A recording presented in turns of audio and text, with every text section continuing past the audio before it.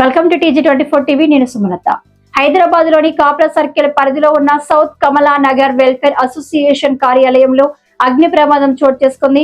సంఘటనను గమనించిన అసోసియేషన్ సభ్యులు, కాలనీవాసులు వెంటనే స్పందించి మంటలను ఆర్పేందుకు ప్రయత్నించారు. అనంతరం సమాచారం అందుకున్న అగ్నిమాపక సిబ్బంది ఫైర్ ఇంజిన్ తో సంఘటనా స్థలానికి చేరుకుని మంటలను పూర్తిగా అదుపులోకి తీసుకొచ్చారు. ఈ ఘటనలో సుమారు 8 లక్షల మేర ఆస్తి నష్టం జరిగినట్లు ప్రాథమిక అంచనా వేస్తున్నారు.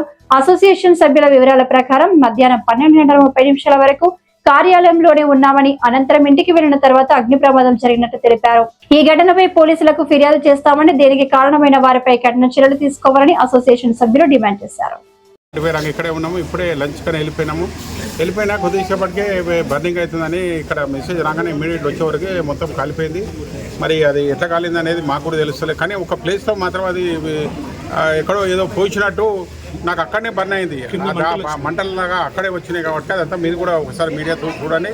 ఎవరు రోడ్డు ఆలకలు అన్నీ ఉన్నాయి కానీ గ్రిల్ ఉన్నాయి కాబట్టి గ్రిల్ నుంచి పడ్డాయా అనేది అర్థమైతలేదు. మాకు ఇన్ని రోజుల నుంచి సీసీ కెమెరాలు కూడా ఉన్నాయి. మరి అది ఎంతవరకు ఉన్నాయి అనేది తెలియదు. అవి రన్నింగ్లు ఉన్నాయి కూడా. మరి నష్టం దాదాపు ఇప్పుడు 7-8 లక్షలు నష్టమైంది. ఇప్పుడు విత్ స్లాబ్ కూడా పడిపోయింది అని అంటే ఎంత బర్నింగ్ అయిందో మీరు ఆలోచించండి. అది షార్ట్ సర్క్యూట్ అంటే కూడా అది జరచేపట్లో తెలిసేది. మరి అది ఒకటే దాన్ని అది బర్న్ అవుతుంది అంటే మరి అది ఏమైనా లిక్విడ్ లాగా ఏమైనా పడ్డదా అనేది మేము కూడా తెలియదు. అలా తెలియనప్పుడు వారి మీద చెప్పడం కరెక్ట్ కూడా కాదు. కానీ ఈరోజే మాకు దరిద్రంగా ఏంటంటే వాళ్ళు నోటీస్ ఏదో మాకు పంపడము, మా మూడంతా కూడా అప్సెట్ కావడము, మరి ఇదే రోజు జరగడం అనేది కొద్దిగా దురదృష్టకరము.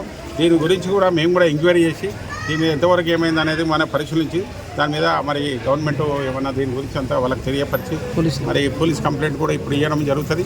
మరి ఫైర్ కూడా చెప్పడం, ఫైర్ కూడా వస్తే ఈ సంగతి ఏదైనా ఆలోచించి ఫర్దర్గా ఏమన్నా దాని డీటెయిల్ ఏదైనా ఉన్నప్పుడు మళ్ళీ మీకు ఒకసారి తెలియపరుస్తుంది మీకు తెలియజేస్తున్నాము.